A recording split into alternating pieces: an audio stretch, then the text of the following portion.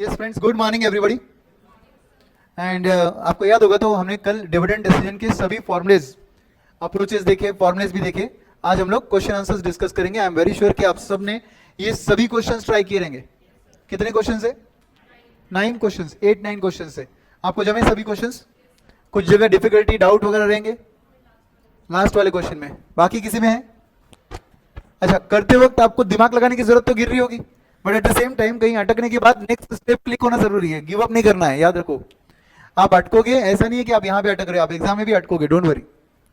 But उस वक्त भी आज का प्रैक्टिस ही पेशेंस क्रिएट करेगा एग्जाम के लिए, ठीक है?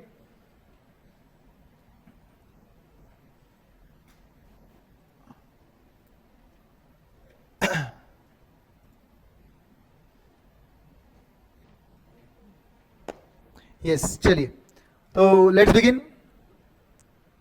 Let's discuss. पहला क्वेश्चन आपका, क्वेश्चन नंबर 1, क्वेश्चनियर बुक का क्वेश्चन नंबर 1 क्या बोलता है? A B engineering limited belongs to a risk class for which the capitalisation rate is 10%।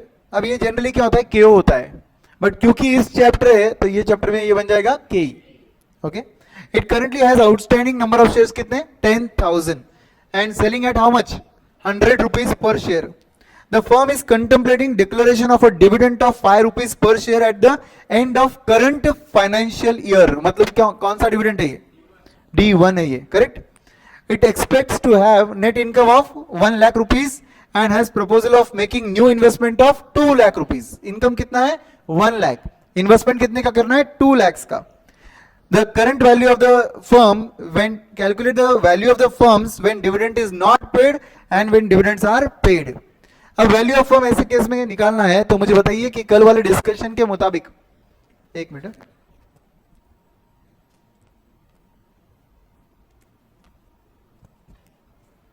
Yes, कल वाले डिस्कशन के मुताबिक ये कौन से अप्रोच का क्वेश्चन है? कौन से अप्रोच का क्वेश्चन है ये? वैल्यू ऑफ फर्म निकालने बोल रहे हैं लोग आपको। MM approach. एमएम अप्रोच में वैल्यू ऑफ फर्म का फॉर्मूला याद है क्या आपको? क्या फॉर्मूला था आपका वैल्यू ऑफ फर्म का? n plus n1 into p1 minus investment minus earnings divided by 1 plus K. Very good. तो ये आपका वैल्यू ऑफ फर्म का फॉर्मूला है। इस वैल्यू ऑफ फर्म के फॉर्मूले में आपको क्या चाहिए? इसका मतलब आपके पास वैल्यू ऑफ फर्म के लिए क्या चाहिए? के ही चाहिए। के ही निकालने के लिए क्या करेंगे हम लोग? के ही निकालने के लिए, अच्छा, के ही गिवन है, कितना के ही है? 10% है, बराबर।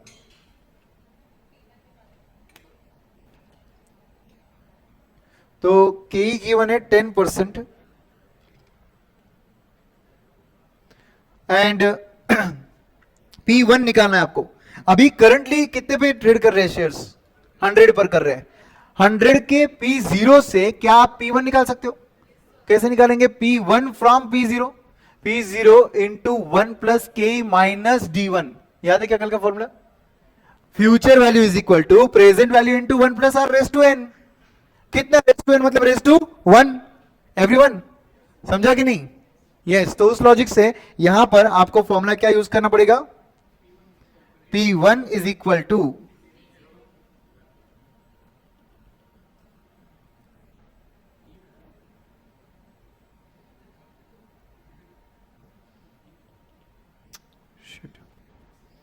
इट्स नॉट वर्किंग, इंक खत्म हो गया इसका।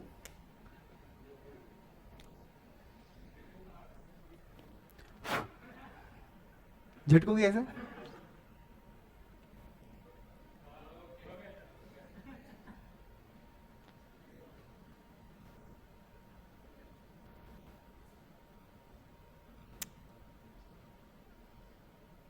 P1 is equal to P0 into 1 plus K minus D1। ये फॉर्मूला यूज करना पड़ेगा। अब इसमें मुझे बताइए अभी का P0 कितना है? 100। 1 प्लस के कितना है? 10% माइनस D1 कितना है? 0 इफ नॉट पेड। तो नॉट पेड के केस में ये बन जाएगा 110। और यही सेम चीज फॉर्मूला सेम रहेगा। P1 is equal to P0 into 1 plus K minus D1। But अब क्या होगा? 100 into 1 plus 0.1 minus 5 if dividend is paid, फिर उस केस में आंसर कितना आएगा 105। समझे क्या आप बात को सब लोग? By the way according to MM approach company dividend pay करे या ना करे, कंपनी का value of firm will remain same. ये इस आंसर में भी प्रूव हो जाएगा। ठीक है, तो ये है आपका P1। अब क्या लगता है आपको n प्लस N1 लगता है ना? आपके पास नंबर ऑफ शेयर्स दिए क्या? Yes, existing number of shares कितने हैं? 10,000 दिख रहा है क्या? अब new number of shares required to be issued ये है कि आपके पास नहीं है, मगर निकालना पड़ेगा आपको। अच्छा, फंड कितने का इन्वेस्टमेंट करने की इच्छा है आपको? 2 लाख। अर्निंग कितने के? 1 लाख। मगर क्या ये अर्निंग पूरे अवेलेबल रहेंगे क्या आपके पास? नहीं। अगर आप डिविडेंड नहीं पे करोगे तो पूरे अवेलेबल है, मगर अगर आप डिविडेंड पे करोगे तो ऑब्वियसली आपके पास ये 1 लाख का पूरा अर्निंग अवेलेबल नहीं रहेगा। तो उस केस में हम क्या करेंगे? फंड रिक्वायरमेंट का ये आंसर निकालना पड़ेगा आपको। और फंड रिक्वायरमेंट कैसे निकालेंगे? इन्वेस्टमेंट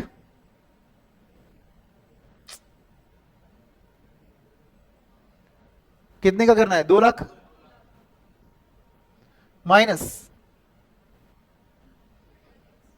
रिटेन अर्निंग अवेलेबल बोलूंगा मैं। क्या बोलूंगा? Retain earning available.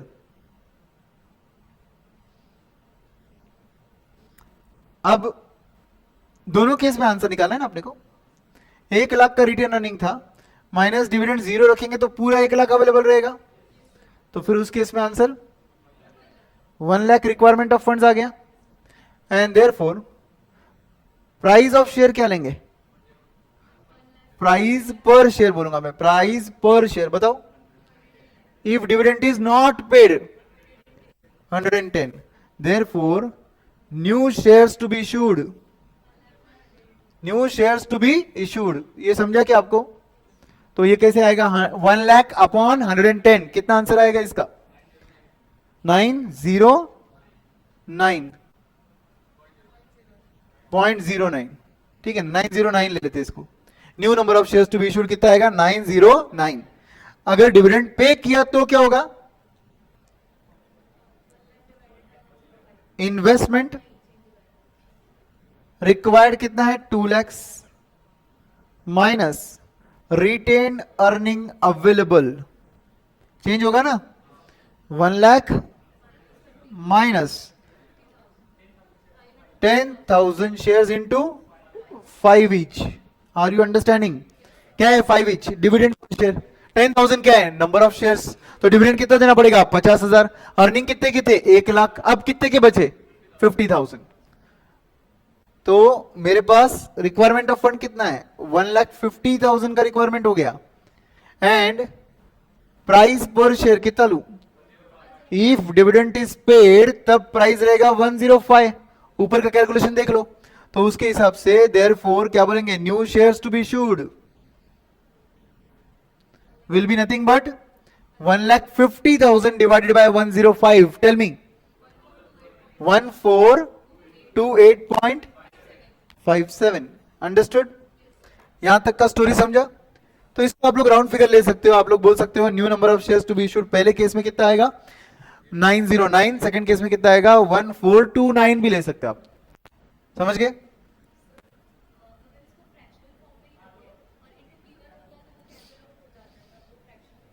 Fractional share issue नहीं हो सकता ना। आपके आंसर की एक्यूरेसी के लिए आप फ्रैक्शनल ले सकते हो, मगर फ्रैक्शनल शेयर इशू नहीं होता है, इसलिए फ्रैक्शनल नहीं लेना चाहिए, ऐसा है। इसलिए आप देखो तो मैं जनरली क्या कर रहा हूं? राउंड ऑफ कर रहा हूं यहां पर 1429 बराबर। एंड फिर वैल्यू ऑफ फर्म का फॉर्मूला यूज कर लेंगे और डायरेक्ट आंसर आ जाएगा हमारा। अभी वैल्यू ऑफ फर्म के सभी कंपोनेंट्स रेडी है क्या?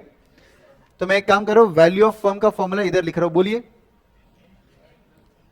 n plus n1 into P1 minus I minus E upon 1 plus के। अब dividend is paid, dividend is not paid, दोनों के केस में सेम आंसर है, सेम फॉर्मूला यूज होगा।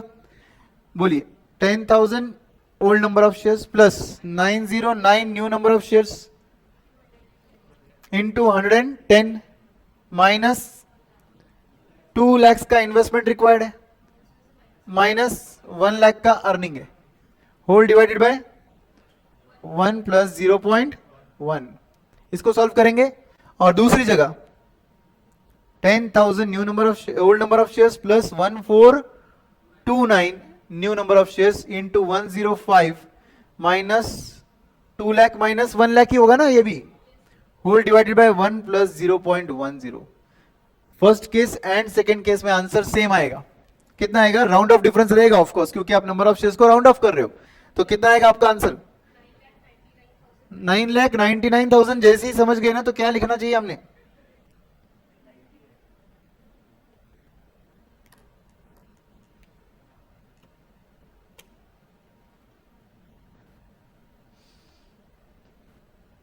$10 lakhs ना?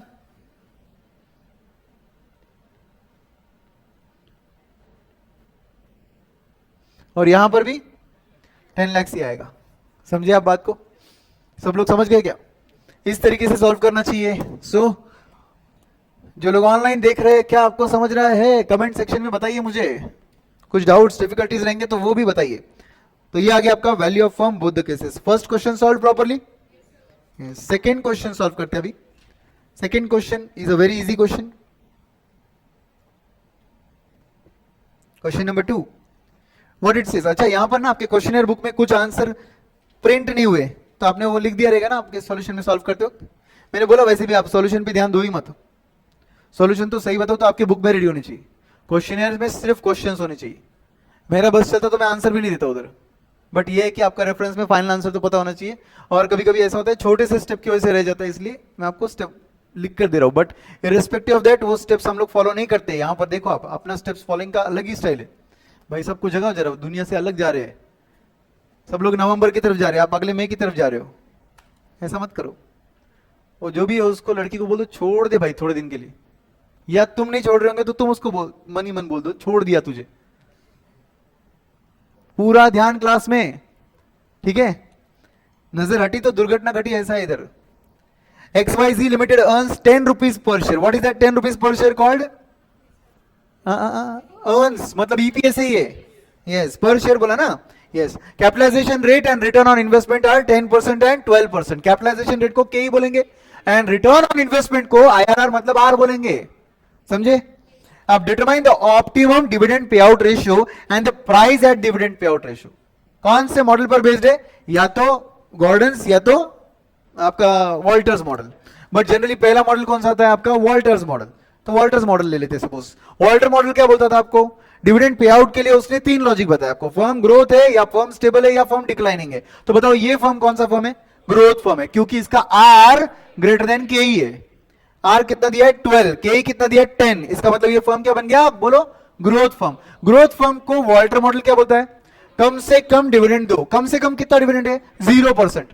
तो बस अपन क्या एडवाइस करेंगे? R greater than k, therefore the firm is a growth firm. According to Walter's approach this firm should pay minimum possible dividend that is 0%। अब क्या करेंगे? When D is 0 calculation of P. P का formula आप सबको पता है। बस वो फॉर्मूले में आपको डी का वैल्यू कितना लेना है? 0, और फिर आंसर निकालना है। कर लोगे सॉल्व?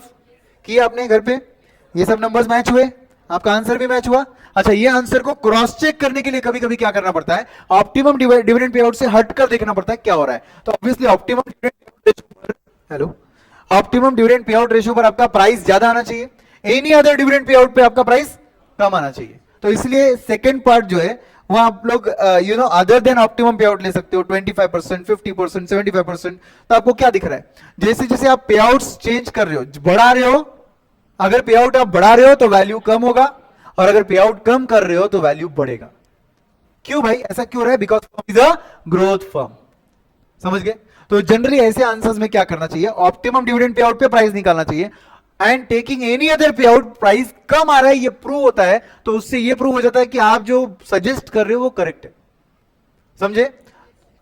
तो इस आंसर में भले मैंने 25% पे आउट, 50% पे आउट एंड 75% पे आउट लिया, बट आपको कोई भी एक नंबर लेना है अदर देन 0। आप सजेस्ट क्या कर रहे थे? 0। अदर देन 0 कोई भी एक पे आउट ले लो, और उस पर कितना प्राइस आ रहा है वो दिखाओ। जो प्राइस ऑब्वियसली आपके ऑप्टिमम के प्राइस से क्या होना चाहिए? कम होना चाहिए। Correct, very good. सबको समझा? यस। थर्ड क्वेश्चन पे चले। क्वेश्चन नंबर 3 बोलता है the earning per share of the company is 30 rupees per share and the dividend पे out ratio is 60%. What is the meaning of dividend पे out ratio 60%? वो जो 30 रुपीज है उसका 60% तुम पे आउट कर देते हो, मतलब 40% तुम रिटेन करते हो. तो 30 रुपीज इंटू 60% कर लो, 18 रुपीज का आपका डिविडेंड हो गया पर शेयर, बराबर. And then they are saying the multiplier value is 2 times. अरे भाई मल्टीप्लायर कहां पड़ा था? Yes, Graham and Dodd approach, जिसका दूसरा नाम है ट्रेडिशनल अप्रोच. बोलो उसका फॉर्मूला क्या विदाउट देखे? Price is equal to multiplier into earnings plus sorry dividend plus earning divided by 3. बहुत सिंपल लॉजिक. मैंने क्या बोला था आपको? अर्निंग को 1/3 इंपॉर्टेंस दो, डिविडेंड को फुल इंपॉर्टेंस दो, इसलिए ब्रैकेट में डिविडेंड प्लस अर्निंग बाय 3 हो जाएगा. अब आपके पास क्या अवेलेबल है यहां पर? क्या आपके पास प्राइस अवेलेबल है? नहीं. क्या आपके पास मल्टीप्लायर अवेलेबल है? यस. क्या आपके पास आपका डिविडेंड अवेलेबल है? यस. क्या आपके पास अर्निंग अवेलेबल है? यस. तो फिर बाकी राइट हैंड साइड के सब आंसर्स रेडी है, बस पुट अप कर लो और आपका प्राइस कितना आ जाएगा? 56 रुपीज पर शेयर. क्या आपने ये सॉल्व किया घर पे? अच्छा, जो जो आप सॉल्व कर रहे हो फॉर्मुलेस विदाउट देखे पहले लिखोगे और सॉल्व करोगे, फाइनल आंसर मैच हो गया तो बढ़िया है, मगर अगर फाइनल आंसर मैच नहीं हुआ तो फॉर्मूले को चेक कर लो एक बार बराबर लिखा क्या. ठीक है. Question number 4. The following information regarding the equity shares of AM Limited is given below. Market price per share is 58.33. इसको क्या बोलेंगे आप लोग? Price per share, correct. And dividend per share is 5 rupees per share and multiplier is 7 times. Multiplier कभी भी times में होता है. तो गाइस यहां पर तो प्राइस भी दे रखा था और मल्टीप्लायर भी दे रखा था और आपका डिविडेंड भी दे रखा है. तो पूछा क्या है फिर? अर्निंग्स पर शेयर. अब अर्निंग पर शेयर कैसे निकालेंगे? फॉर्मूले के सभी कंपोनेंट्स हमारे पास रेडी है, एक को छोड़कर वो है अर्निंग. तो प्राइस की जगह प्राइस लिखेंगे, इज इक्वल टू आएगा मल्टीप्लायर वैल्यू जो दिया था, कितना दिया था? 7 टाइम्स, वो लेंगे इनटू डिविडेंड का वैल्यू 5 रुपीज लेंगे प्लस अर्निंग नहीं पता है इसलिए ई को ई रखो, डिवाइडेड बाय 3 करो. इसको बस सॉल्व करना है आपको. इसको मैथमेटिकली जब आप सॉल्व करते हो तो आपका आंसर आता है 10 rupees per share. And of course ऐसे आंसर्स का एक और क्लू भी है. ऐसे आंसर सॉल्व करते वक्त एक बात ध्यान में रखो, अर्निंग कभी भी डिविडेंड से ज्यादा होना चाहिए. गलती से आप मैथमेटिकली रॉन्ग सॉल्व कर रहे हो, आपका अर्निंग का आंसर 2 रुपीज आया, जबकि आपको क्वेश्चन में दिया है डिविडेंड 5 रुपए पर शेयर है. भाई साहब यही प्रूफ है कि आपको मैथ्स नहीं आता. फिर एक बार वापस सॉल्व करके देख लो बराबर आ रहा है क्या. ठीक है, आता है क्या आंसर बराबर? Yes. Then coming to 5th question. The following information pertains to XY Limited. Earnings of the company is 5 lakh rupees. Can I say this is EPS? No, this is total earnings. Correct? NI. या आप इसको earnings बोल दो. Earning है, NI है, whatever चलेगा, कोई problem नहीं. Dividend payout ratio is 60%. तो आप बताइए अगर 5 लाख का 60% पे आउट हो रहा है तो 3 लाख पे आउट हो रहा है. Number of shares outstanding is 1 lakh, तो 3 लाख डिवाइड बाय 1 लाख कर पर शेयर डिविडेंड 3 रुपीज आता है. करेक्ट. इसका दूसरा तरीका भी है, आप 5 लाख को डिवाइड बाय 1 लाख कर दो तो ईपीएस आ जाएगा आपका 5 रुपीज पर शेयर. 5 रुपीज का 60% 3 rupees per share. Then they are saying capitalization rate is 12%, that is your K, and return on investment is 15%, that is your R. R और K के relationship को देखकर तुरंत growth firm समझ गया. समझा क्या सबको? And they are saying calculate what would be the market price per share as per Walters approach. Walters approach का फॉर्मूला क्या है? विदाउट देखे बोलो, D plus R by K into earning minus dividend whole divided by K. Correct. अब इस फॉर्मूले में हमें K ही पता है. यस. हमें आपका डिविडेंड पता है, अर्निंग्स पर शेयर पता है. यस. क्या मिसिंग है? कुछ नहीं. तो फिर क्या ढूंढना है? प्राइस पर शेयर ढूंढना है. यस. प्राइस पर शेयर आसानी से आ जाएगा, फॉर्मूला पुटअप करो, नंबर्स डालो, आंसर आ जाएगा आपका. प्राइस पर शेयर कितना आएगा आपका? 45.83 आएगा. आया क्या? यस. सबका आया क्या? मगर आई एम अज्यूमिंग कि ये मैं डिस्कशन ये सोचकर कर रहा हूं कि आपने सच में घर पे सॉल्व किया है, और क्योंकि ये इतना आसान है तो इसलिए मैं सॉल्व नहीं कर अपना टाइम बचा रहूं ताकि राइट जगह हम उसे इन्वेस्ट करें. ठीक है ना? I hope we are not going fast, है ना? Okay. Now, what is the optimum dividend payout according to Walters approach and market price per share at that payout ratio? बोलिए, zero dividend payout. तो can you say dividend payout ratio should be zero, optimum? आपको क्या बोलना चाहिए? Since R is greater than KE, the firm is a growth firm. Full stop. According to Walters approach, the growth firm should pay minimum possible dividend, that is 0%. Therefore calculating price at dividend of ₹0। ऐसा sentence exam में लिखोगे आप, और फिर उसके बाद आप आपका फॉर्मूला पुटअप करोगे, जिसमें इस बार आपका डिविडेंड का ₹3 की जगह आंसर आएगा ₹0। और फिर ध्यान से सुनो, आपका आंसर जो है वो इस आंसर से ज्यादा आना चाहिए। आपका आंसर कितना है अभी? ₹45। अब इससे ज्यादा आपका आंसर आना चाहिए, क्योंकि ऑब्वियसली आप 0 डिविडेंड पे जा रहे हो। तो आपका आंसर कितना आता है? 52.08। यहां पे लिखा है मैंने, देखो, इसको सॉल्व भी किया इधर। ठीक है, सबका आंसर मैच हुआ। आगे बढ़ू मैं, क्वेश्चन नंबर 6 की तरफ जाते हैं। The following information given below is in case of Aditya Limited. The earnings per share is 60 rupees. What is that? EPS. Capitalization rate is 15%, that is your K. And return on investment is 25%. वापस से growth firm आ गया. And payout ratio for dividend is given 30%. They are saying compute the price per share using Walters approach. कहना है बिल्कुल पिछले question जैसा ही है, numbers change है बस। And they are saying what would be the optimum pay out ratio. वापस से लॉजिक सेम है, इनफैक्ट ये फॉर्म भी ग्रोथ फॉर्म ही है, तो पूरा आंसर भी सेम आएगा। Number the pay out of dividend should be 0 and at ₹0 dividend you will calculate the price. Of course that price again I am saying should be greater than earlier price. What would be the pay out ratio, तो पे out ratio आप 0 बोल दो और उस पर price निकाल लेना चाहिए क्रॉस चेक के लिए। ठीक है, और उससे क्या हो जाता है ना, आपका जो प्राइस पहले आया था 586 था पहले का, अभी का प्राइस आपका 666 है, तो ऑब्वियसली उससे कंफर्मेशन भी हो जाता है कि आप करेक्ट सॉल्व कर रहे हैं। करेक्ट। 7th क्वेश्चन पे चले,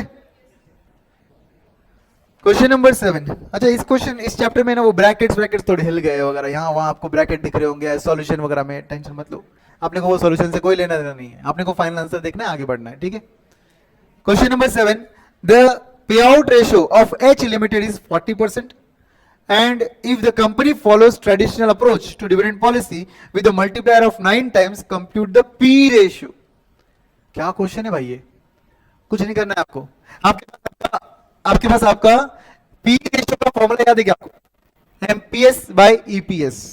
क्या आपके पास आपका EPS रेडी है? नहीं, मगर पे आउट रेशियो जो है वो 40% है, बराबर है क्या? ग्राम एंड डोड अप्रोच का फॉर्मूला बताइए, बोलिए। पी रेशियो का फॉर्मूला बताइए, पहले पी रेशियो का फॉर्मूला बताइए। MPS by EPS. Okay,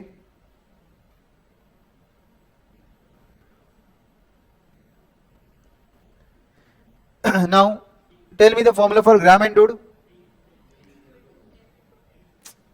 P is equal to M into D plus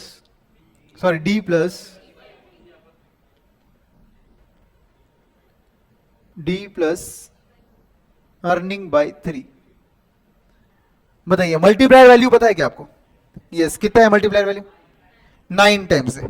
ध्यान से देखो, अभी price is equal to 9 into dividend पता है, मगर ये बोला है पे आउट रेशियो इज 40%। अब आप बताइए पे आउट रेशियो 40% किसका होता है? ईपीएस का होता है। तो can I write instead of dividend 0.4e? Sir ये क्या है 0.4e?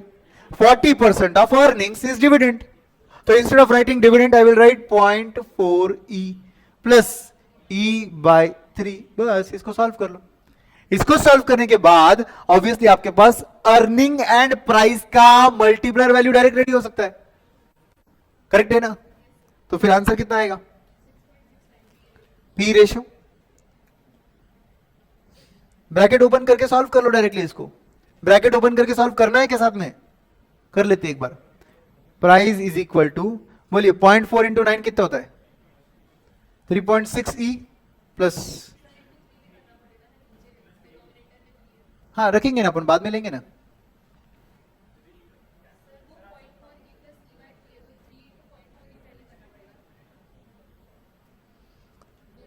अच्छा, तुम कॉमन डिनोमिनेटर ले रहे थे।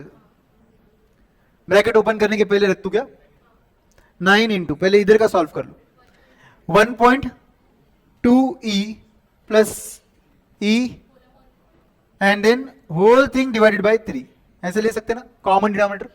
अब इसको सॉल्व कर सकते हैं तो ज्यादा इजी हो जाएगा ये, बोलिए। P इज इक्वल टू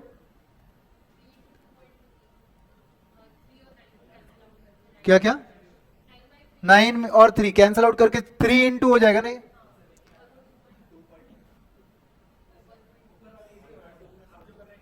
ठीक है कोई बात नहीं, ये कर लेते ना, ये 2.2 ई हो जाएगा, ठीक है 2.2 ई हो जाएगा, ठीक है। And therefore what will happen, P is equal to 6.6 E हो जाएगा, बराबर।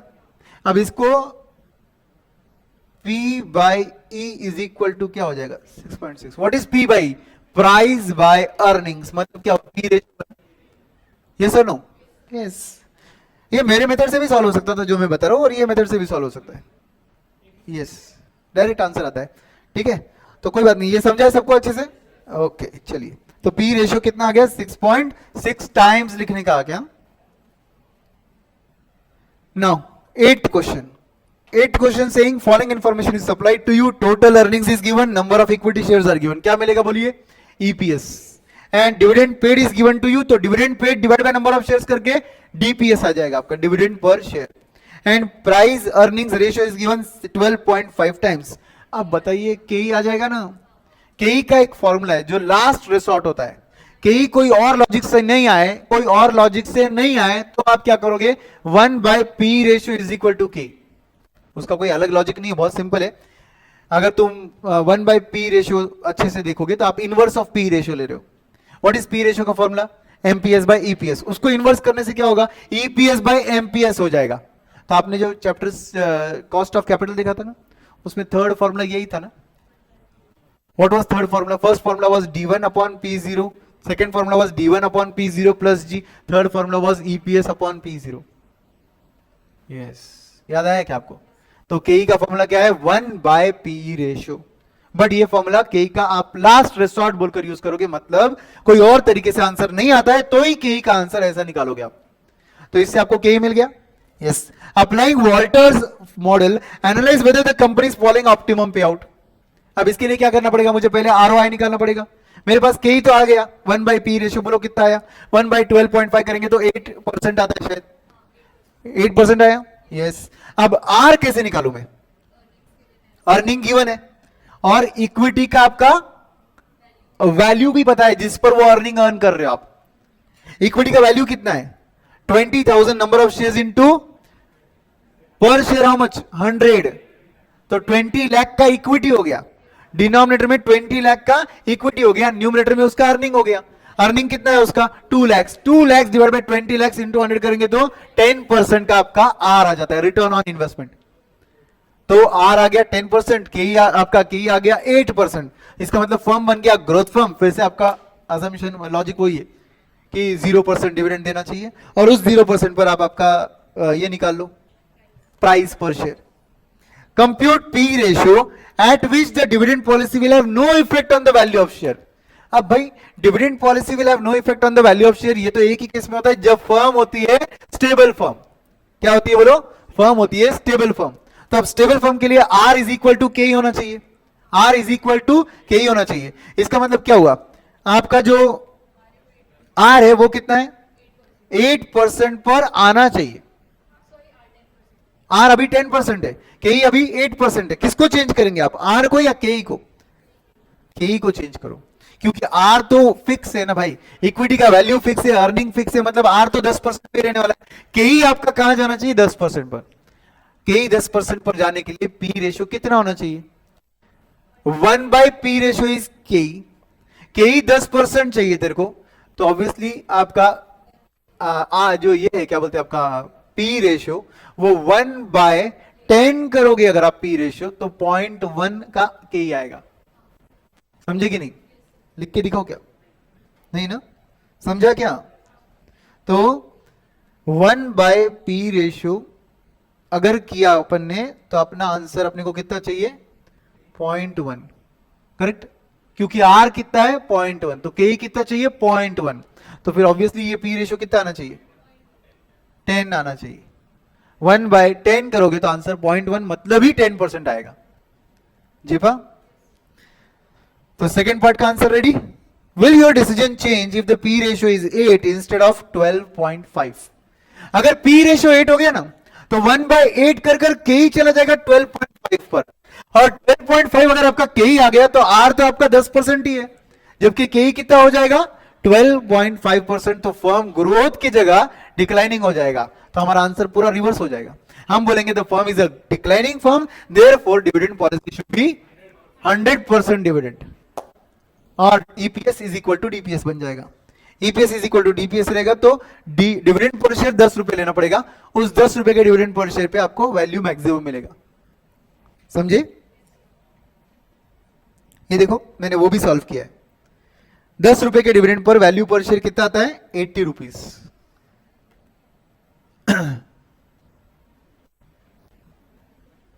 Done everybody?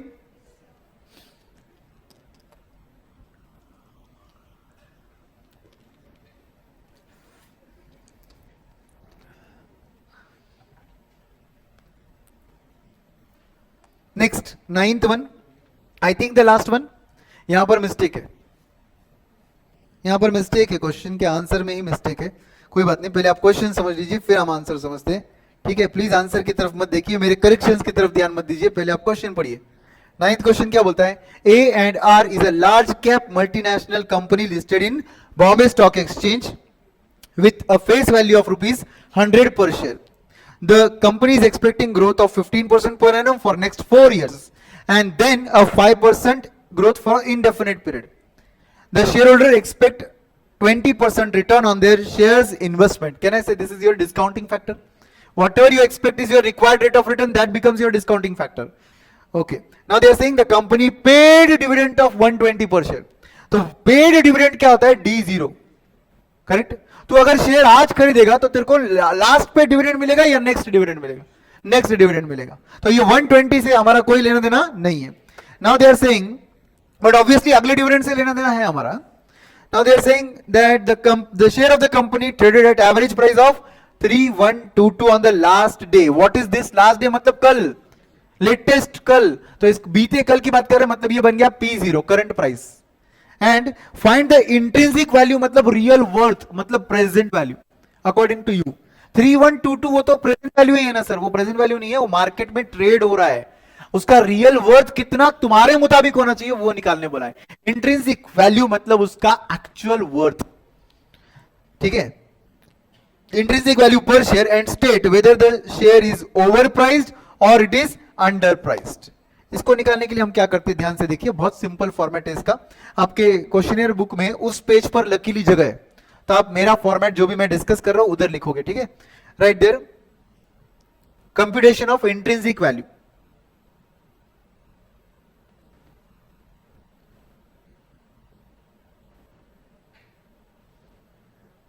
Computation of intrinsic value year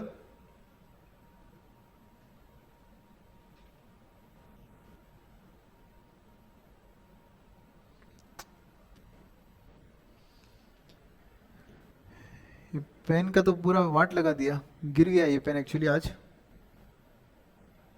अभी just.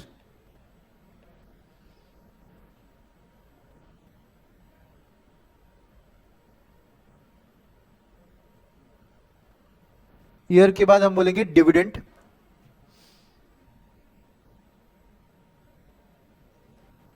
Discounting factor at what rate? 20%, whatever you require na, that becomes your discounting factor. And lastly DCF। बोलिए first year में आपको dividend कितना मिलेगा? Last पे डिविडेंड कितना है? 120। इसको क्या करूं? इनटू 1.05 से मल्टीप्लाई करने से क्या हो जाएगा? वो 15% है क्या? ओके, तो 15% स्टार्टिंग का आपका ग्रोथ रेट है, तो इंटू 1.15 कर दो, और कुछ नहीं समझता तो 120 प्लस 15% कर दो, ज्यादा लोड मत लो। 120 प्लस 15% कितना होता है? 138। अगर कोई डेसिमल में आंसर आ रहा है तो वो बताओ। 138 राउंड फिगर है, ओके। सेकेंड ईयर डिविडेंड कितना आएगा? ये 138 में और 15% ग्रोथ है, बराबर कि नहीं? इन्होंने क्या बोला आपको? अगले कितने साल? 4 साल 15% है, तो ये कितना आएगा? 158.7।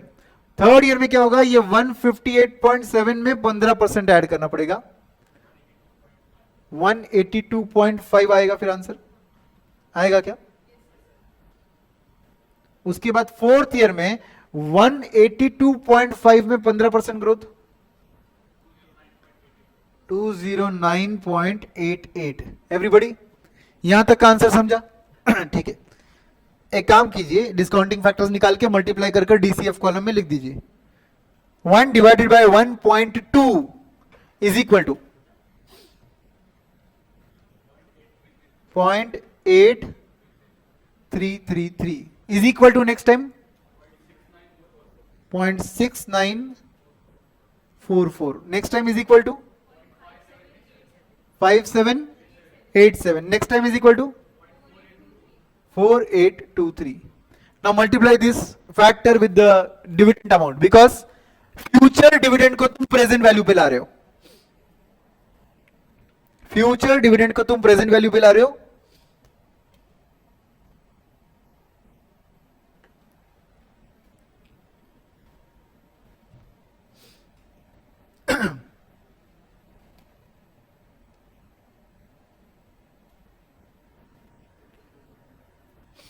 आंसर्स निकाल लिए, बताइए मुझे फर्स्ट ईयर का आंसर कितना है? 114.115 ले लेते ना, अगर इतना क्लोज है वो 115 के तो 115 ले लेते। नेक्स्ट 110.20, नेक्स्ट 105.61, नेक्स्ट 101.21, बराबर 20। ओके, आया क्या सबका ये आंसर? ओके ठीक है, अब ध्यान दो, फिफ्थ ईयर ऑनवर्ड्स क्या हो रहा है?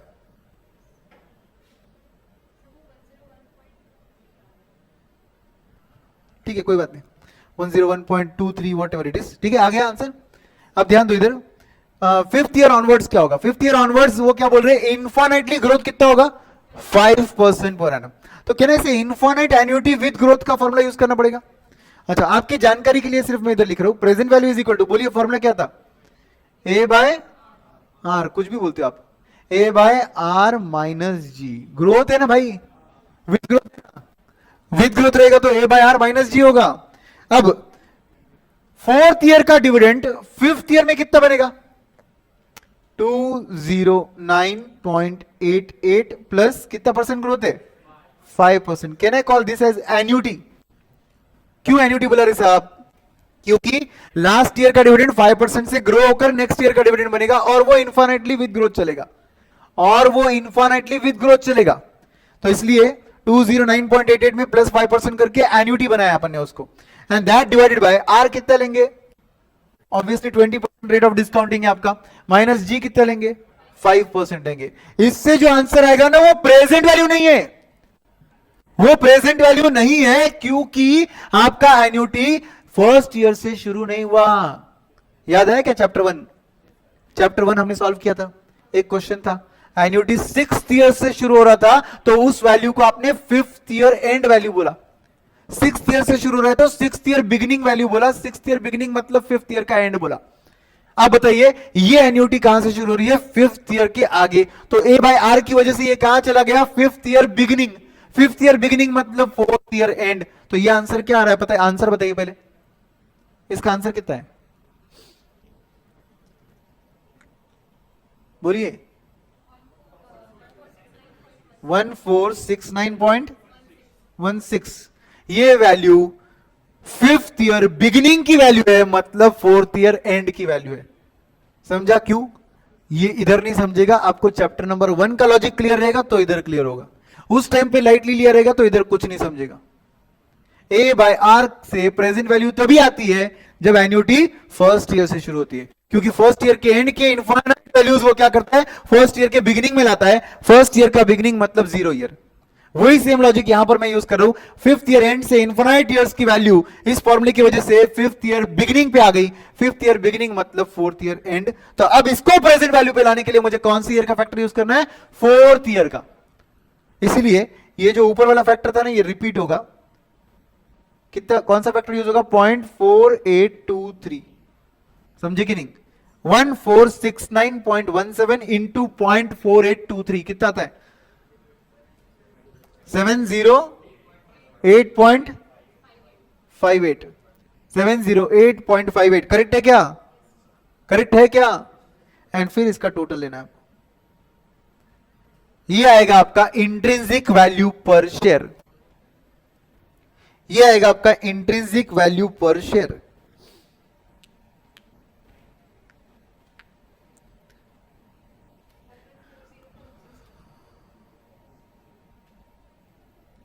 वन 1140.62, 1140.62 आया क्या आंसर, सही है क्या आंसर।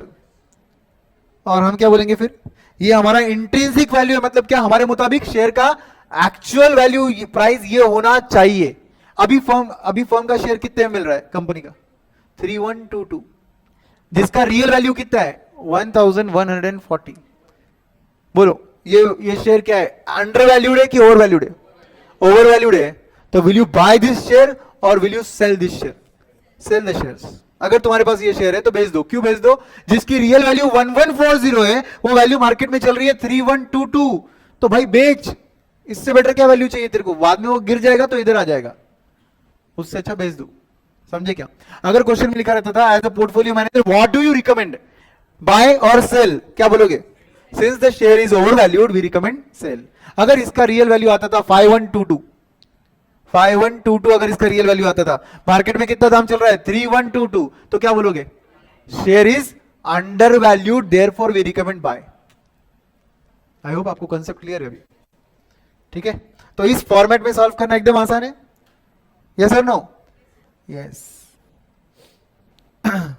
तो कितने से ओवर प्राइस है वो, 3122 माइनस जो भी आपका आंसर है वो डिफरेंस निकाल लो, उतने से शेयर ओवर वैल्यूड है, 1981 से ओवर वैल्यूड है, समझे क्या, understood properly, any doubt, any difficulty.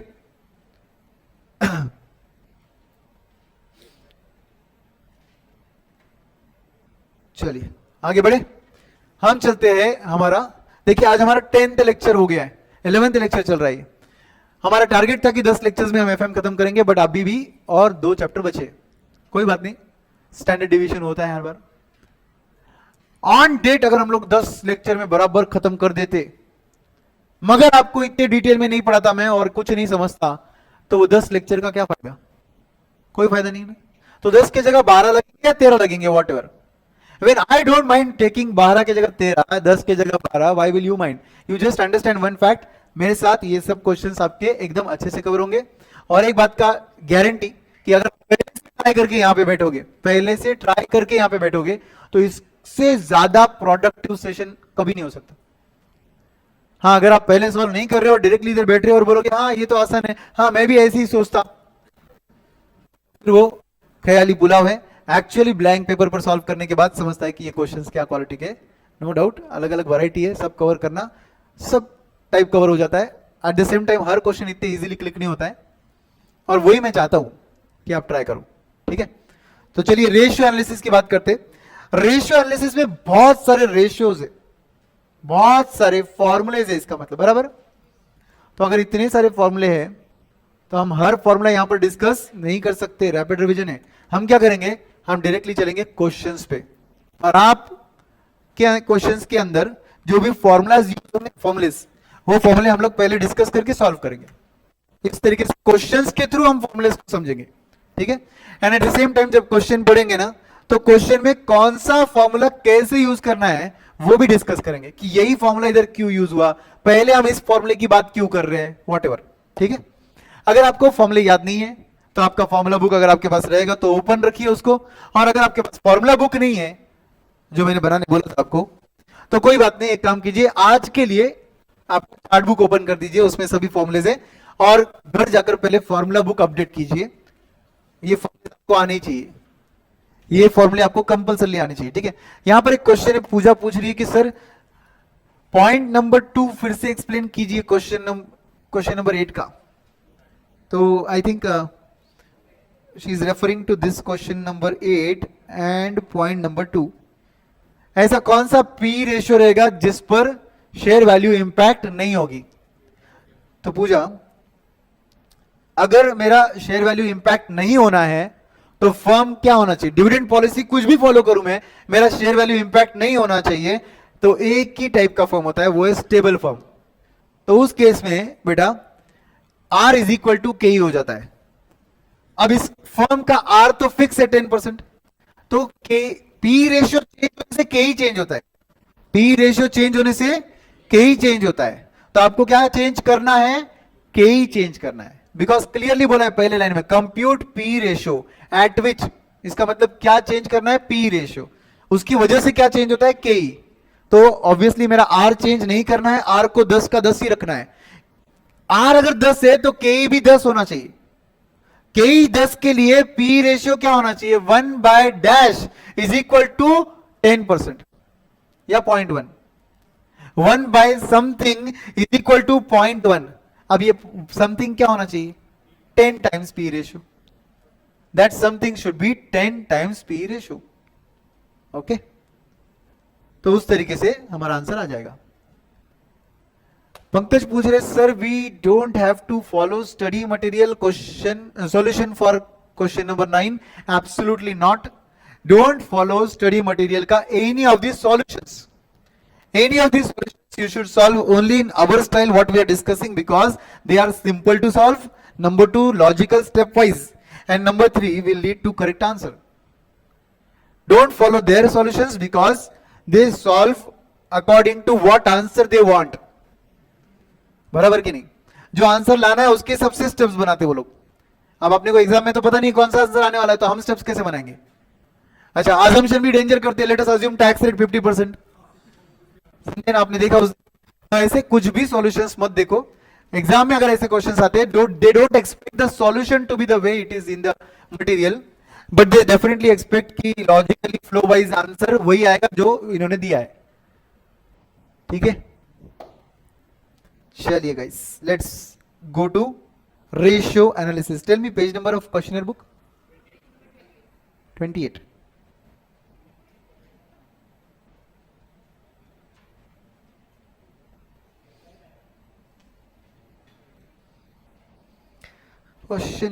Page number 28, chapter number 5 according to our questionnaire book.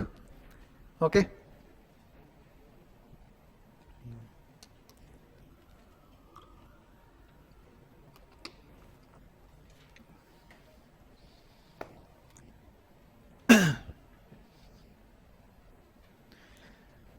So, friends, ratio analysis का एक बहुत ही अलग जगह है इंस्टीट्यूट के दिल में. हर बार हर एग्जाम में क्वेश्चन आता है, मतलब आता है 10 मार्क. तो अगर आपको थोड़ा सा एनालिसिस मैं बता दूं अभी से, एबीसी एनालिसिस हर बार मैं देता हूं. आपके बैच जैसे ही एंड होगा विद इन 2 डेज मैं एबीसी एनालिसिस डाल दूंगा. बट फिर भी मैं आपको एक जस्ट हिंट दे रहा हूं. लिवरेज एंड रेशियो, ऐसा समझ लो कि ये 10-10 मार्क के हर बार आने वाले क्वेश्चन है. तो 20 मार्क तो आपके 60 में से पक्के ही है. करेक्ट. क्वेश्चनर बुक में ईएफएफ के जितने क्वेश्चन है प्रैक्टिकल, अगर आप वो सॉल्व कर लोगे तो 15 मार्क आपके कहीं नहीं गए, पक्का उसमें से ही आएगा. तो क्या हुआ? 15 प्लस ये 20, 35 मार्क तो कंफर्म मान में कि कहां से आएंगे. कम से कम वो तो अपनी जेब में आनी चाहिए कि नहीं? यस और नो? तो हम वही कोशिश करेंगे हर बार कि जो कंफर्म अपने को मालूम है वो तो 100% कहीं अपने 1 मार्क भी जाना नहीं चाहिए. क्योंकि जब मैं बोलता हूं ना कि टफ क्वेश्चन है तो बाजू वाले के लिए छोड़ दो, जब मैं आपको इतना लिबर्टी दे रहा हूं तो मैं इतना भरोसा कर रहा हूं कि ये पार्ट आप एकदम अच्छे से कर रहे हैं. ठीक है. तो ratio analysis we have to cater very properly, leverage also and EFF के practical questions also. Let's go to first question of ratio analysis. What it says, in a meeting held at Solan towards the end of 2019, the directors of HPCL have taken a decision to diversify. At present, this company sells finished goods from its warehouse. The company issued debentures on 1st of January 2020 and purchased fixed assets on the same day. The purchase price have remained stable during the concerned period. The following information is provided to you income statement 2019 and 2020. So sales, credit sales, both sales are given to you, less COGS, gross profit is given to you, less operating expenses, all expenses are operating only, and finally net profit is given to you. So can I call that profit as a profit from operations? Because non operating कोई है ही नहीं चीज. Balance sheet 19 and 20 का balance sheet दिया है, जिसमें आपके पास fix assets है, जिसको इन्होंने नेट ब्लॉक बुलाया. नेट ब्लॉक समझते हैं आपको? What is net block? Income tax, gross block minus depreciation, net block. So this net block is after deducting depreciation. Receivables मतलब debtors, cash and bank, stock, ये stocks obviously आपके closing stock से respective year के, क्योंकि balance sheet में आ रहे हैं ना वो. एंड आपके पास टोटल करंट एसेट्स दिया है. पेबल्स मतलब करंट लायबिलिटीज का आइटम है, इसलिए नीचे एक ही आइटम है पेबल्स, उसका टोटल दिया है. Working capital is nothing but current assets के टोटल में से करंट लायबिलिटी का टोटल माइनस कर दिया. राइट? समझा? तो रिप्रेजेंटेड बाय शेयर कैपिटल, मतलब ये लायबिलिटी साइड में आ रहे हैं हम लोग. Share capital, reserves and surplus, debentures, तीन आइटम दिए. थोड़ा ध्यान से देखिए. 75, 25, 0 and then total is 1 lakh. Okay now, क्योंकि ऊपर का टोटल भी 1 लाख है ना, एसेट साइड का दिख रहा है क्या आपको? एसेट साइड का टोटल 1 लाख है, लायबिलिटी साइड का टोटल भी 1 लाख है. इधर ऊपर 1,47,000 है, नीचे भी 1,47,000 है. You are required to calculate the following ratios for 2019 and 2020. 2 साल का इंफॉर्मेशन एंड 2 साल के रेशियोज पूछे तो एवरेज नहीं करते. समझे? एवरेज कब करते हैं? जब 2 साल का इंफॉर्मेशन हो और 1 ही साल का रेशियो पूछा हो, तब एवरेज किया जाता है. वो भी कौन से रेशियो में करना चाहिए ये आपको समझ होनी चाहिए. करंट रेशियो जैसे रेशियो में एवरेज नहीं करते, कभी कभी भी नहीं करते. करंट रेशियो में, करंट रेशियो ये शॉर्ट टर्म लिक्विडिटी पोजीशन देखने के लिए होता है. अगर आप एवरेज करके लास्ट ईयर के फिगर भी जोड़ दोगे तो क्या फायदा उसका? समझे? तो you are required to calculate which ratios? Gross profit ratio. Now tell me one after the other. GP ratio का क्या फॉर्मूला रहेगा यहां पर?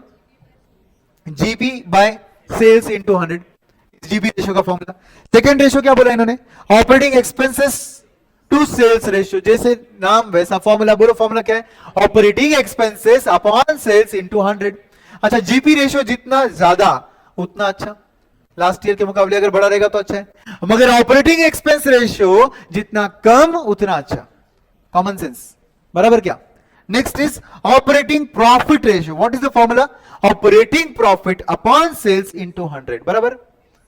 नेक्स्ट रेशियो कौन सा पूछा? Operating profit ratio. बोलिए फॉर्मूला क्या होना चाहिए? Operating profit upon sales into 100. Next ratio कौन सा है? Capital turnover ratio. Capital turnover ratio के लिए फॉर्मूला रहेगा, कोई भी टर्नओवर रेशियो का फॉर्मूला क्या है? सेल्स अपॉन दैट थिंग जिसका तुम टर्नओवर निकाल रहे हो. बोलो एक बार, सेल्स अपॉन दैट थिंग जिसका तुम टर्नओवर रेशियो निकाल रहे हो. तो बोलो ये कौन सा है? Capital turnover ratio. तो sales upon capital employed into 100 कभी नहीं होता ये, क्योंकि टर्नओवर रेशियोज टाइम्स में होते हैं. इंटू 100 कभी नहीं होता है. ठीक है? तो सेल्स अपॉन दैट थिंग जिसका तुम टर्नओवर रेशियो निकाल रहे हो. तो ये रेशियोज जितने ज्यादा रहेंगे उतना अच्छा है. क्यों? क्योंकि कैपिटल के मुकाबले जितना सेल्स ज्यादा टाइम रहेगा उतना अच्छा है ना. वो क्या दिखाता है कि आपका बिजनेस कितना अच्छा सेल्स जनरेट कर रहा है. ठीक है? नेक्स्ट रेशियो क्या पूछा इन्होंने? Stock turnover ratio. लॉजिकली अभी जो मैंने बोला उसके मुताबिक फॉर्मूला क्या होना चाहिए? Sales upon stock. But formula change होगा यहां पे because of accounting standard 2. Accounting standard 2 बोलता है stock should be valued at cost और market price whichever is lower. तो इसलिए मैं सेल्स नहीं लूंगा, मैं लूंगा cost of goods sold. Numerator में क्या आएगा? Cost of goods sold. And denominator में मैं स्टॉक नहीं ले सकता, क्योंकि एक फाइनेंशियल ईयर में मेरे पास थ्रू आउट स्टॉक सेम नहीं होता है. तो मुझे लेना पड़ता है एवरेज स्टॉक. एवरेज स्टॉक का फॉर्मूला क्या है? Opening stock plus closing stock divide by 2. Is that clear? And दोस्तों lastly receivable collection period. What is the formula for receivables collection period? जितना भी आपका रिसीवेबल का अमाउंट है उसको divided by average daily credit sales करना पड़ता है. जितना भी आपका रिसीवेबल का अमाउंट है उसको divide by average daily credit sales. For example, अगर आपको ये फॉर्मूला याद नहीं रहता है तो बहुत सिंपल सा लॉजिक याद रखो. सपोज आपका डेटर है 3 लाख. सपोज आपका डेटर है 3 लाख एंड आपका डेली क्रेडिट सेल है 10,000 10,000 10,000 10,000. तो आप बताइए कि आपको कलेक्शन कितने दिन बाद मिल रहा है? 10,000 10,000 10,000 10,000 ऐसा कितने दिन चलेगा तब जाके 3 लाख का आउटस्टैंडिंग आएगा? 30 डेज। तो आपका कलेक्शन का अमाउंट, आपका डेज कितना हो गया? 30 डेज। 30 डेज का आंसर लाने के लिए क्या करना पड़ेगा? 3 लाख को डिवाइड बाय 10,000 करना पड़ेगा। इसका मतलब average accounts receivable that is 3 lakh divided by average daily credit sales. At least ये एग्जांपल के थ्रू फॉर्मूला याद रह सकता है हमको। यस, ठीक है। तो बस आपको यही करना है और आपका आंसर आ जाएगा। इसमें लास्ट लाइन पढ़िए क्या बोला है? Ratios relating to capital employed should be based on the capital at the end of the year. Give the reason for changes in the ratios for 2 years. Assume opening stock 40,000 for 2019. Ignore taxation. तो आप बताइए कि जो जो हमने formulas discuss किए वो numbers लगभग सभी रेडी है आपके पास। अब जरा क्वेश्चन उठा के देखिए, बोलिए मुझे, आपके पास ग्रॉस प्रॉफिट रेडी है? यस। सेल्स रेडी है? यस। कौन सा सेल लोगे, 30,000 की 2,70,000? दोनों ऑफ कोर्स करेक्ट है ना। अच्छा, मैं एक ही साल का डिस्कस कर रहा हूं, आप अगले साल के लिए सेम नंबर्स अज्यूम कर लो, ठीक है, जो भी रहेगा बाजू में। हाँ, तो ये जीपी रेशो का आंसर आ गया। कौन से इसके लिए रेफर करोगे आप, ये 19 के लिए कि 20 के लिए? दोनों के लिए सॉल्व करना है आपको। 19 का भी करना है, 20 का भी करना है। अब अगर 19 का रेशो आपका आ रहा है 21.3, देखो सॉल्यूशन में, एंड 20 का रेशो आपका आ रहा है 20.3, आप बताइए कि ये रेशो बढ़ रहा है कि घट रहा है? घट रहा है। तो ऑब्वियसली ये घट रहा है, आपका परफॉर्मेंस खराब हो रहा है, इंपैक्ट हो रहा है परफॉर्मेंस पे। अंडरस्टूड? इन्होंने बोला कि वो घट क्यों रहा है वो बताइए। अब आप बताइए डिक्लाइन इन जीपी रेशियो किसकी वजह से हो सकता है? सेल्स तो एक तरफ से देखा जाए तो 3 लाख का सेल कितना हो गया? 3,74,000 हो गया। गुड और बैड? 3 लाख का सेल अगर 3,74,000 हो रहा है तो गुड है, बट आपका सीओजीएस अमाउंट जो है वो ज्यादा बढ़ गया है। तो इसका मतलब आप कॉस्ट को कंट्रोल नहीं कर पा रहे हो, बराबर है ना। कॉस्ट में डायरेक्ट कॉस्ट, सीओजीएस में डायरेक्ट कॉस्ट आते हैं, मटेरियल परचेज, वेजेस, उन पे ध्यान देना पड़ेगा आपको। यस। या तो हो सकता है कि आप सेल्स बढ़ा रहे हो but selling price per unit कम करके बढ़ा रहे हो, उससे भी आपका जीपी रेशियो डिक्लाइन होता है। आपका सेल्स बढ़ा ना, तो ऐसा हो सकता है it is increase in sales due to more number of units sold. And why number of units sold increased? Because we decrease the selling price. समझे कि नहीं?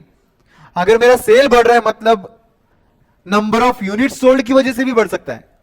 नंबर ऑफ यूनिट्स सोल्ड क्यों बढ़े? क्योंकि मैंने सेलिंग प्राइस घटाया। तो अगर मैं सेलिंग प्राइस घटा रहा हूं तो मेरा जीपी रेशियो क्या होगा? कम हो जाएगा ना। Are you understanding?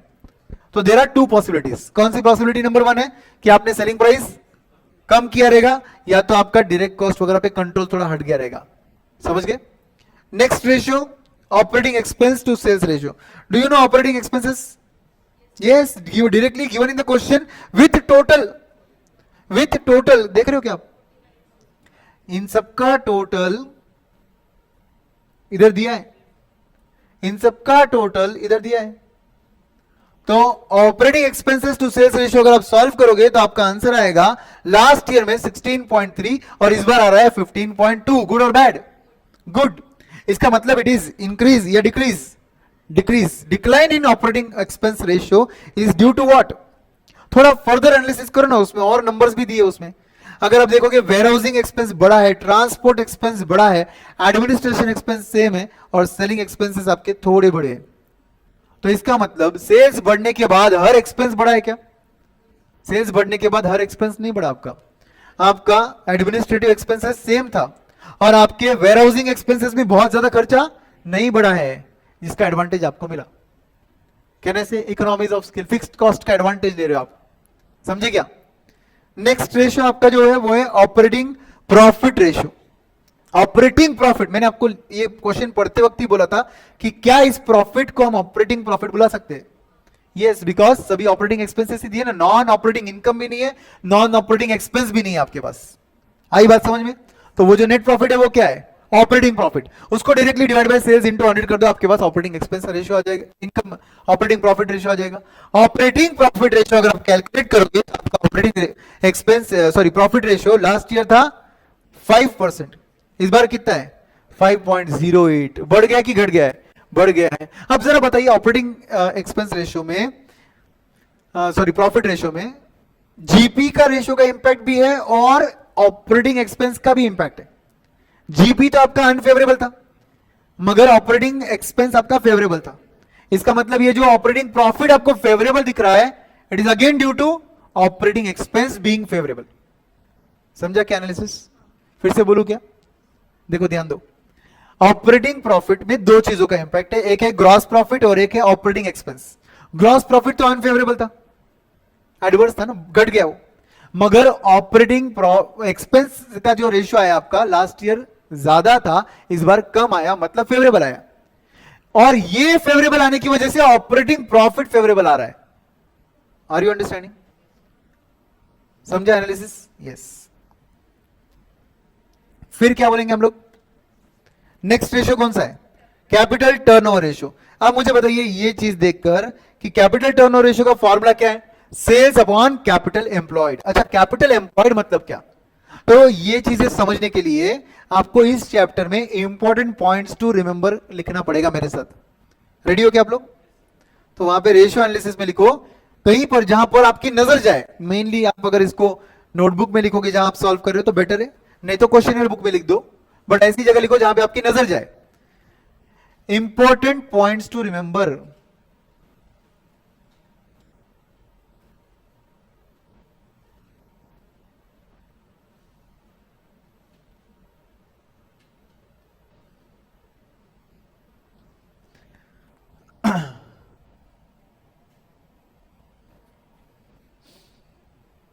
Important points to remember. पहला point,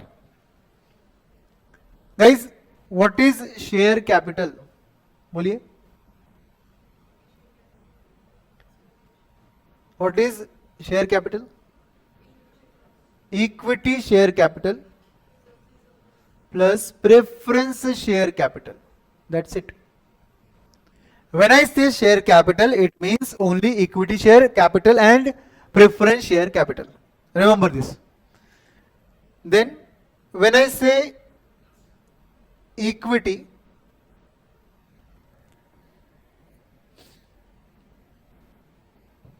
or net worth, it means share capital plus reserves and surplus.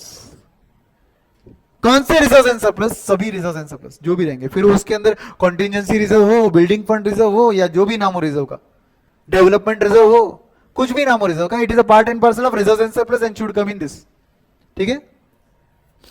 Equity, net worth, इसका एक और नाम है प्रोप्राइटर्स फंड।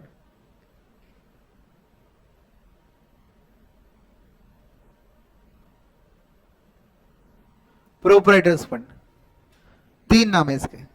शेयर कैपिटल मतलब ही equity share capital, preference share capital, बराबर है कि नहीं? Third, capital employed.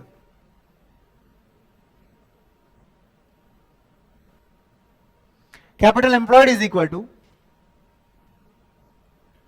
Total of balance sheet minus current liabilities.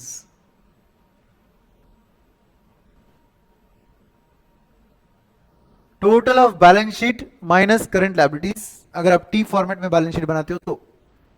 ठीक है?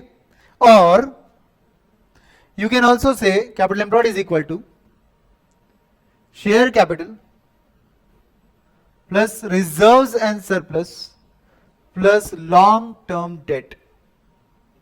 मतलब पूरा long term source of finance कहीं से भी आने दो, लॉन्ग टर्म से पैसा आया मतलब कैपिटल एम्प्लॉयड में आएगा। Is it clear?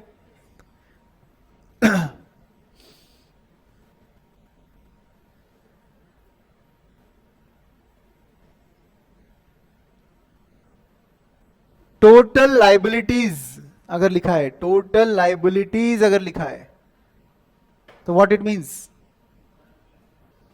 Current liabilities plus long term liabilities, मतलब लॉन्ग टर्म डेट बोल दो उसको, plus long term date.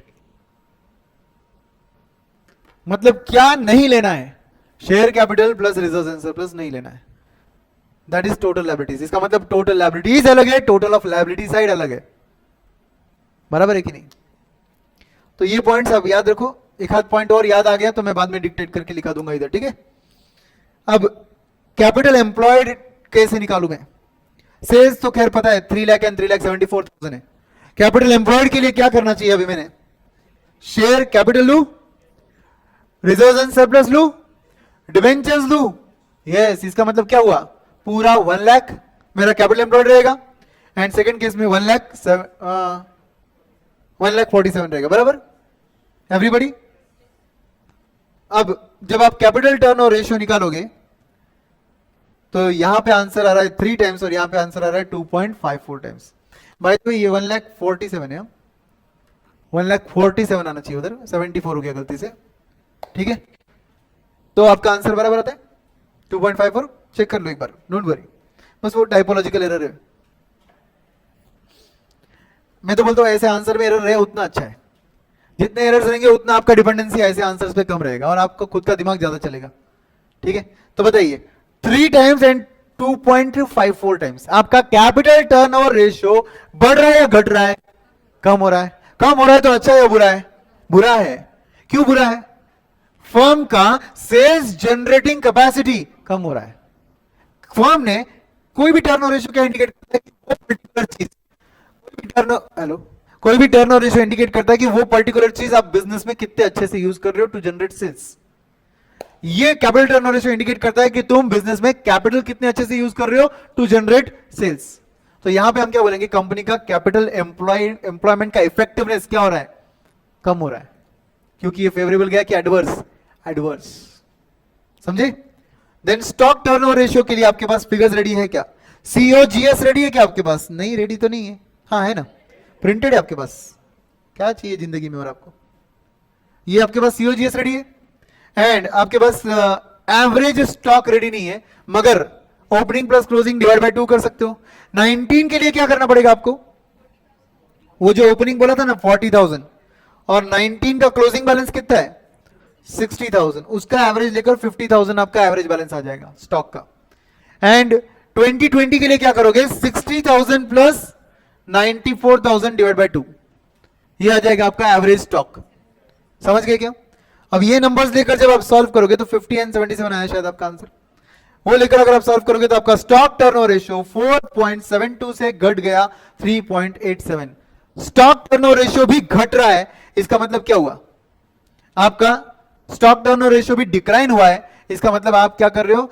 Stock में इन्वेस्टमेंट बढ़ा रहे हो बट सेल जनरेटिंग कैपेसिटी ज्यादा नहीं बढ़ रहा है। देखो ना, आपका 50,000 का एवरेज स्टॉक था जो 77,000 तक चला गया। मतलब हम क्या बोलेंगे? The company has increase the investment in stock but not able to generate sales accordingly, इसलिए आपका वो रेशियो क्या हो गया? कम हो गया। समझे? Next, net profit to net worth, ये भी एक रेशियो था क्या उधर? ओके, जैसा नाम वैसा formula, net profit to net worth. Formula बोलो, net profit upon net worth into 100। अब नेट प्रॉफिट का फिगर क्वेश्चन में प्रिंटेड है। नेटवर्थ तो अभी अभी अपन ने निकाला, क्या क्या कैसे आता है नेटवर्थ? बोलो, नेटवर्थ के लिए शेयर कैपिटल लू? यस। रिजर्व एंड सरप्लस लू? यस। डिबेंचर लू क्या? नहीं। तो इन दोनों का टोटल लेना है बस आपको। 75 प्लस 25, इधर का टोटल तो 1 लाख ही आएगा, इधर का टोटल आपका 75 प्लस 42 1,17,000 आएगा क्या? यस। तो ये नंबर्स लेकर अब आपका आंसर निकालोगे। देखो 1 लाख एंड 1,17,000 लिखा हुआ है, बराबर? तो आपका आंसर आएगा 15% और दूसरे केस में आंसर आ रहा है 16.24%। तो हम क्या बोलेंगे? ये फेवरेबल गया कि एडवर्स? फेवरेबल गया, क्योंकि आपका net profit to net worth ratio बढ़ रहा है। तो गुड और बैड? गुड। वैसे भी आपका net profit to sales ratio भी बड़ा था ना, operating profit to sales ratio बड़ा ही था। इसका मतलब नेट प्रॉफिट तो वैसे भी फेवरेबल ही चल रहा था अपना, तो ये रेशियो भी अपना फेवरेबल आ गया। समझे? रिसीवेबल्स कलेक्शन पीरियड, आपको फॉर्मूला पता है? Average account receivable divided by average credit sales per day. अब आपके पास अकाउंट्स रिसीवेबल रेडी है क्या? यस। फर्स्ट ईयर में 50,000, सेकेंड ईयर में 82,000 है क्या रिसीवेबल्स रेडी? रिसीवेबल्स है ना रेडी बैलेंस शीट में? And divided by daily credit sales. मेरे को सेल्स लेना है, क्रेडिट सेल्स लेना है। क्रेडिट सेल्स रेडी है क्या? यस। 2,70,000 को डिवाइडेड बाय 365 एंड 3,42,000 को डिवाइड बाय 365 करेंगे तो पर डे क्रेडिट सेल्स आएगा। तो वो डिनोमिनेटर के फिगर्स आएंगे। न्यूमरेटर में आपके पास रिसीवेबल का अमाउंट आएगा 50,000 एंड 82,000। ये नंबर्स को डिवाइड करके आपके पास आंसर आएगा। आया क्या आंसर? आपका रिसीवेबल का डेज आ रहा है 67.6 और नेक्स्ट ईयर में कितना हो गया वो 87.5। भाई साहब आपका रिसीवेबल मतलब कलेक्शन का पीरियड बढ़ रहा है कि घट रहा है? बढ़ रहा है। आप समझा आपका सेल्स क्यों बढ़ा? तू क्रेडिट ज्यादा देगा तो तेरा सेल बढ़ने वाला है, राइट? एंड क्रेडिट ज्यादा देने से तेरा फंड ब्लॉक हो रहा है डेटर्स में, जिससे फाइनेंस कॉस्ट बढ़ेगा, correct? At the same time bad debts का पॉसिबिलिटी बढ़ जाता है। इसका मतलब फर्म अपना रिसीवेबल का कंट्रोल क्या क्या हो रहा है, उनका लूज हो रहा है, रिस्क बढ़ रहा है फर्म का। समझ गए? तो ये ओवरऑल एनालिसिस भी बता दिया मैंने, रेशियोज भी डिस्कस किया आपके साथ। आई होप क्वेश्चन नंबर 1 आप कंफर्टेबली समझ गए हो everybody? Yes. Let's move to second question now. Second question पे चले सब लोग। Question number 2। टोटल क्वेश्चंस कितने हैं इस चैप्टर में? Because I want good questions to be solve by you also. Total number of questions are 11। Let's do one thing, 2 maximum 3rd तक अपन पहुंचेंगे और क्लोज कर देंगे। आगे का आपको सॉल्व करना है, क्योंकि इंडिपेंडेंटली आप सॉल्व करोगे तो और मजा आएगा। 8 को कहीं पर सॉल्व करने के बाद तो अलग ही मजा आता है समझने में। तो क्वेश्चन नंबर 2 टाइम बचा तो 3rd नहीं तो नहीं करेंगे, ठीक है? X company has made plans for next year. It is estimated that the company will employ total assets of 8 lakh rupees. 50% of these assets being financed by borrowed capital at interest rate of 8% per year. मतलब कितना borrowed capital है? Reserves will come in share capital or not? सागर, अगर मैं इतने clearly आपको लिखा के दे रहा हूँ share capital is only equity share plus preference shares, तो शेयर कैपिटल में रिजर्व्स क्यों आएंगे? बिल्कुल नहीं आएंगे। पंकज ने आंसर दे दिया, no Sagar, very good. X company has made plans for next year. It is estimated that it will employ total assets of 8 lakh rupees, 50% being financed from borrowed capital, मतलब कितना 4 lakh, कितने रेट से?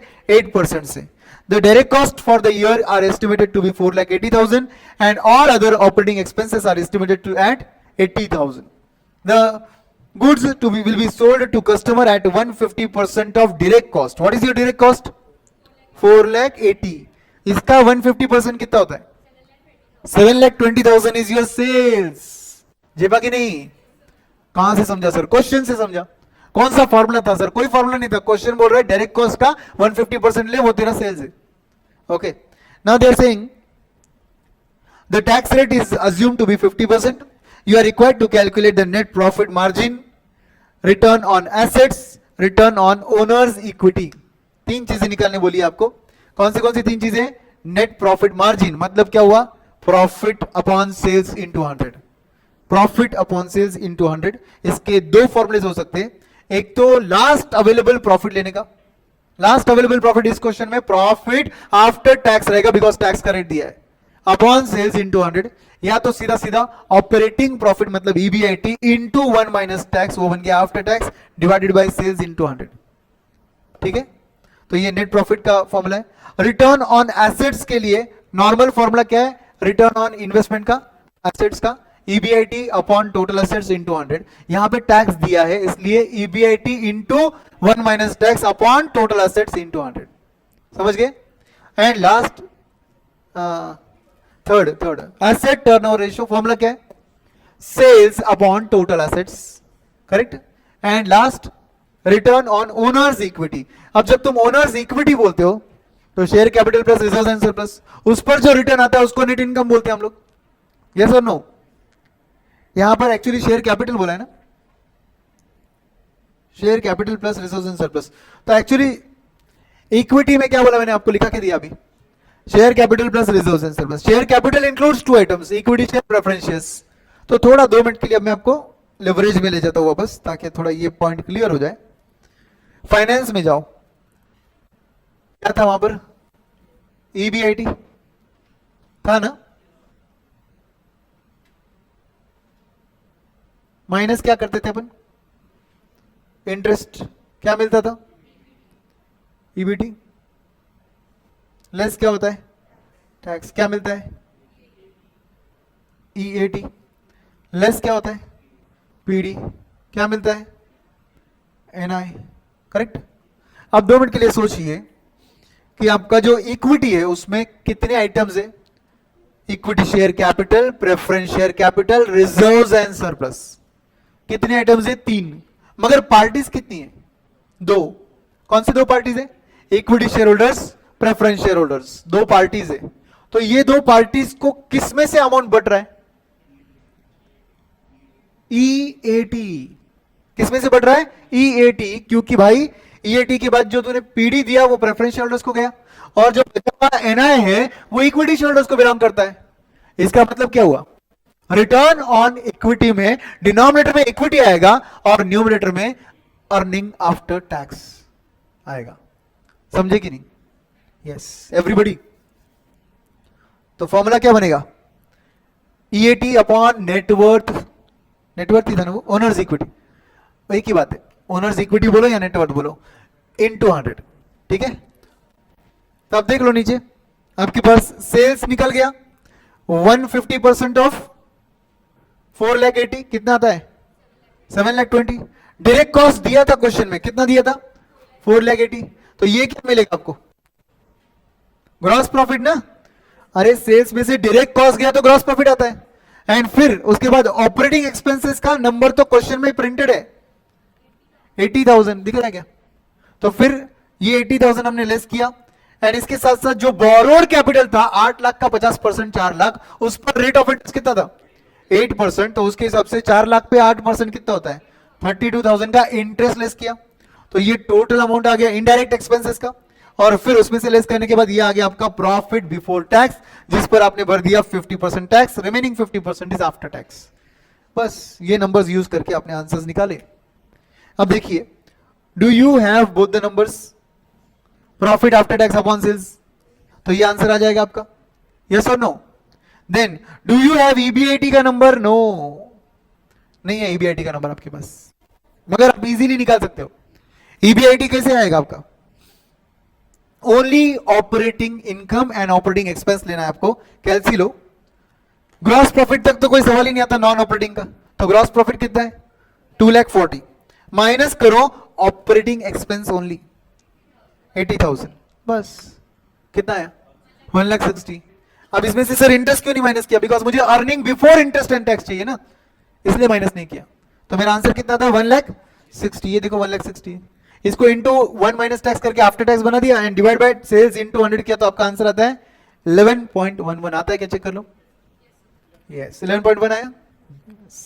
Return on assets के लिए वापस से 1,60,000 into 1 minus tax किया, divided by assets, assets का फिगर तो क्वेश्चन में गिवन है 8 लाख का, तो डिवाइड बाय 8 लाख कर दिया, इंटू 100 किया, तो आपका आंसर आता है 10%, आता है क्या, चेक करो, यस और no, yes. Assets turnover ratio के लिए सेल्स का फिगर क्वेश्चन में है, एंड एसेट्स का फिगर भी क्वेश्चन में है, सेल्स 7,20,000 है, एसेट्स 8 लाख है, दोनों को डिवाइड करके आंसर आया 0.9 टाइम्स, मतलब जितने का मैं पैसा लगा रहा हूं ना उतना भी सेल जनरेट नहीं हो रहा है, करेक्ट है कि नहीं। अच्छा, यहां पे एक लाइन दिया रहता था अगर कि इंडस्ट्री का ये रेशियो 3 टाइम्स है, एसेट्स टर्नओवर रेशियो इंडस्ट्री का कितना है 3 टाइम्स, अपना कितना है 0.9 टाइम्स। शर्म आनी चाहिए अपने को फिर, क्योंकि इंडस्ट्री के पास अगर 8 लाख रुपए होते तो इंडस्ट्री 24 लाख का सेल जनरेट कर रहा है और अपन 7,20,000 का कर रहे हैं, तो परफॉर्मेंस इज बैड बोलते हैं अपन।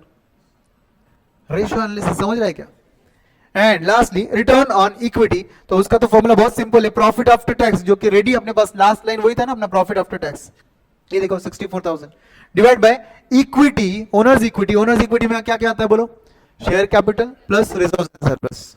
आपके पास share capital plus reserves and surplus है क्या, नहीं है, मगर टोटल एसेट्स 8 लाख के 50% बोरोड कैपिटल है, मतलब 50% तो ओनर का पैसा हो गया ना, समझे कि नहीं। पजल नहीं होने का, क्वेश्चन में कोई ना क्लू, कुछ क्लू होता है, पजल्स बचपन में सॉल्व करते थे ना, बस रेशियो एनालिसिस मतलब पजल्स है और कुछ नहीं।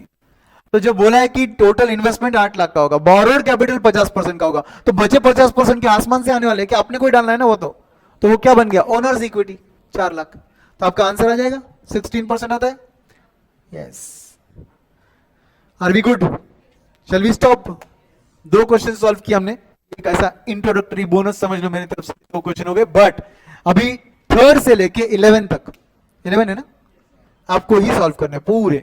कहीं कुछ क्वेश्चन नहीं आएगा, कुछ आएगा, कुछ गलत जाएगा, don't worry and don't trust वो जो गिवन आंसर्स है वो करेक्ट है। आप आपके आंसर्स रेडी करो, ठीक है? हम लोग इसके आंसर्स कल डिस्कस कर लेंगे, ठीक है? इको का रिवीजन सर ने स्टार्ट किया है क्या? नहीं किया बेटा, अभी तक नहीं किया है। मैं पहले एफएम का रेशियो एनालिसिस कल एंड करूंगा और वर्किंग कैपिटल का इंट्रोडक्शन दूंगा कल। परसों वर्किंग कैपिटल एंड होगा, मतलब नेक्स्ट लेक्चर में, और उसके बाद हम लोग शुरू करेंगे इकोनॉमिक्स का रिवीजन, ठीक है? Thank you very much, see you soon, bye bye. Meanwhile keep practising, keep solving FM questioner book.